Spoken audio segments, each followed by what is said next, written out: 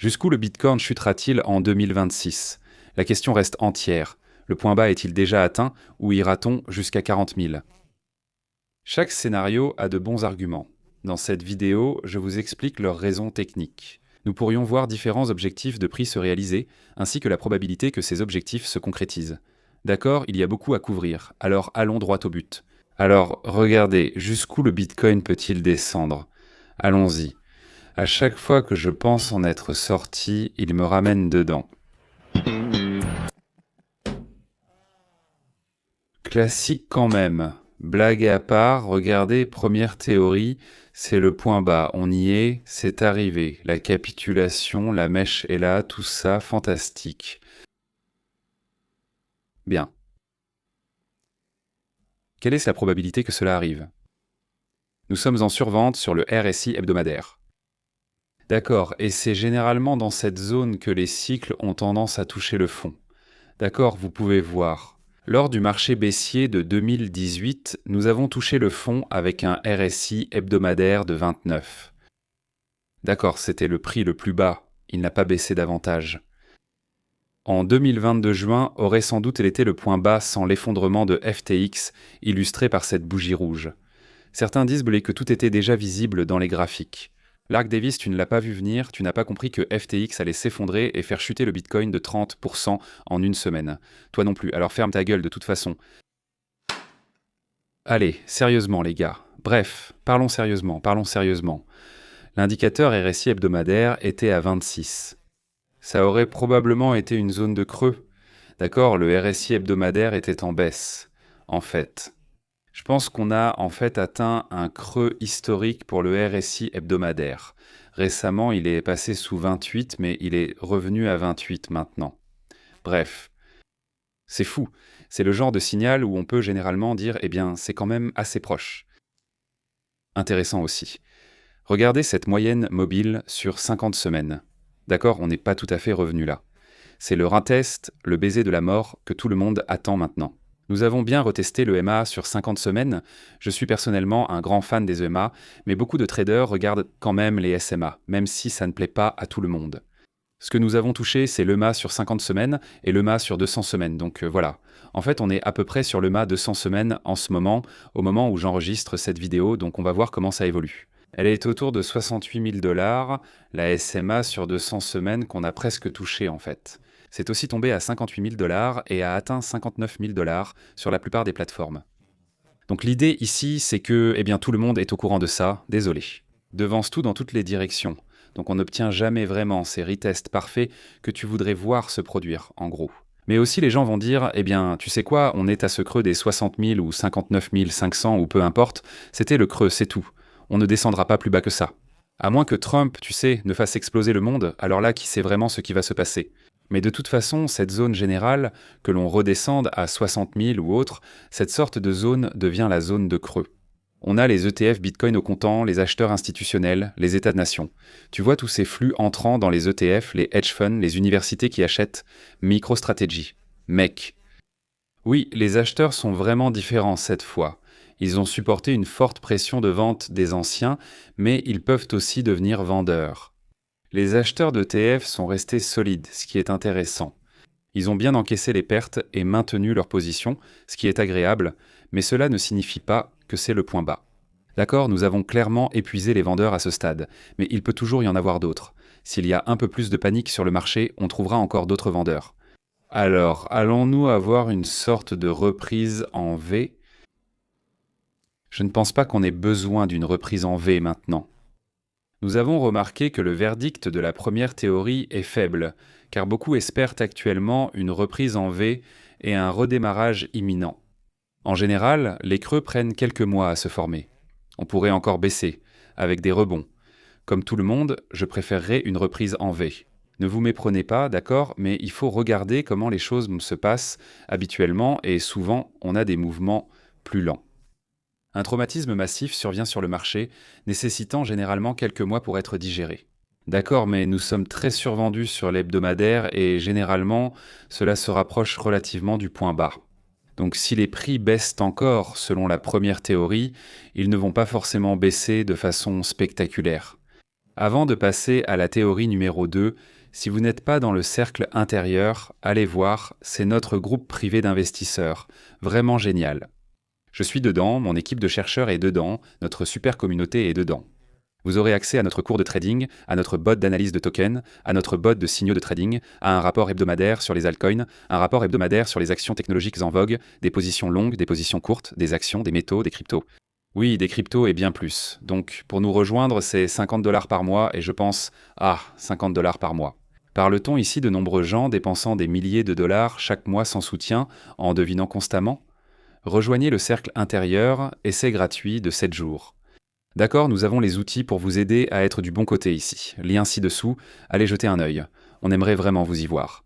Donc pour continuer la deuxième théorie, on touche le fond quelque part autour de 50 000. D'accord, j'espère que Bitcoin tombe à 55 000. D'accord, à toi la parole. Revenons au RSI hebdomadaire, comme vous pouvez le voir. En 2018, le prix a touché le fond parfaitement avec le creux du RSI hebdomadaire.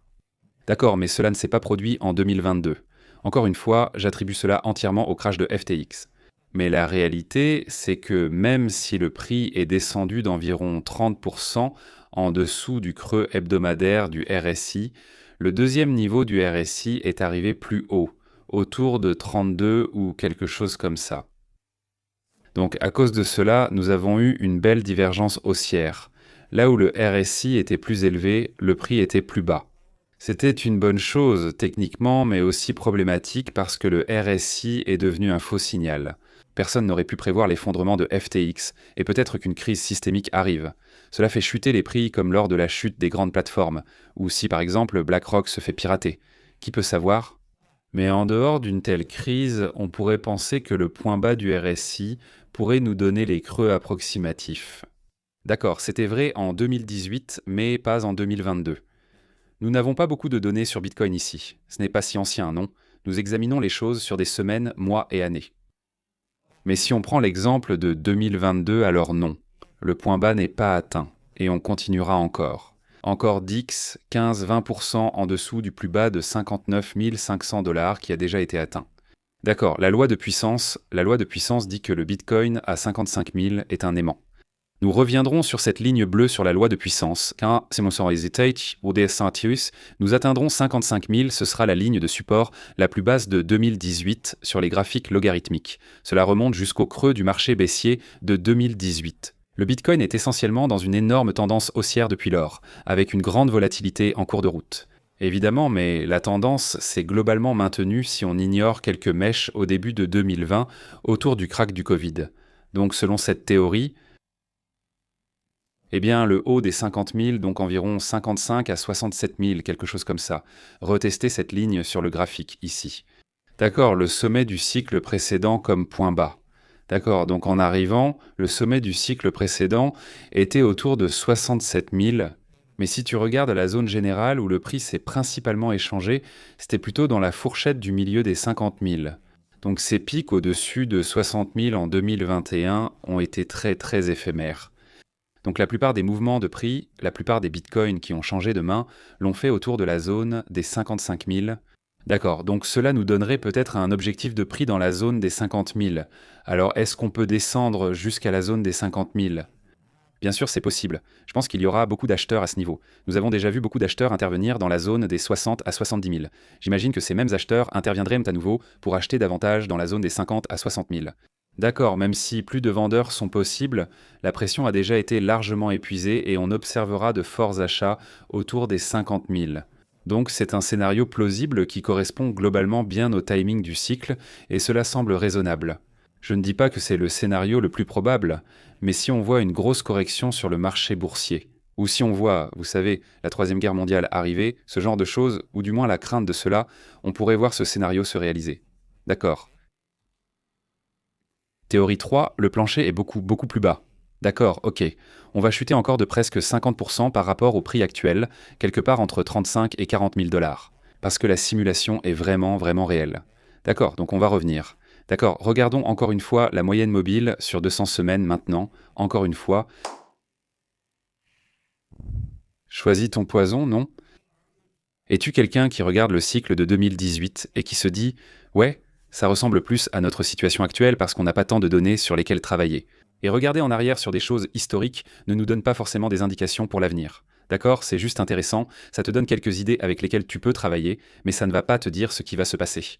D'accord, des lectures hebdomadaires du RSI massivement survendues ont tendance à être au minimum des périodes de grande valeur sur le marché.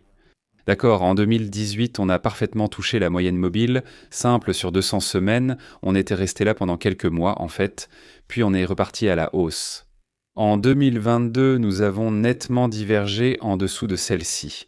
D'accord, en fait, une baisse de 30%, donc il y a ça maintenant. Si cela se reproduisait et que l'on descendait 30% sous la moyenne sur 200 semaines, cela amènerait le BTC à environ 40 000 $. Retracement de Fibonacci jusqu'à la ligne 0,786. C'est ce qui s'est passé lors du cycle 21-22. Comme vous pouvez le voir ici, nous sommes revenus jusqu'à la ligne 0,786. Peut-être que nous le referons lors de ce cycle, et 40 000 est là où se trouve actuellement cette ligne. Au fait, c'est aussi une zone intéressante de support, ici, ici et ici, et de résistance là et là, donc c'est une zone globalement très importante. Rendement décroissant. D'accord? Donc si on extrapole les rendements décroissants, l'idée de Saïd dirait alors que nous avons aussi des cracks de plus en plus faibles. Donc on n'est pas monté aussi haut, mais on ne va pas non plus chuter aussi bas. 73% était le chiffre, si on extrapole ici, en regardant de 87 à 84 puis à 77. Peut-être que ce sera à 73, peut-être que ce sera à 70, peut-être que ce sera à 69, quelque chose comme ça. Mais le crack de ce cycle ne sera pas aussi grave que celui du dernier cycle, mais il sera quand même assez mauvais. D'accord, essentiellement. Donc une chute de 73% sera autour de 34 000, une chute de 65 à 68% sera autour de 40 000. D'accord, ça correspondrait simplement au cycle précédent, essentiellement maintenant.